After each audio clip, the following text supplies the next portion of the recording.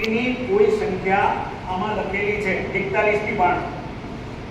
એમણે શું કરવાનું છે? કોઈ એક સંખ્યા આમાં ધારવાની છે.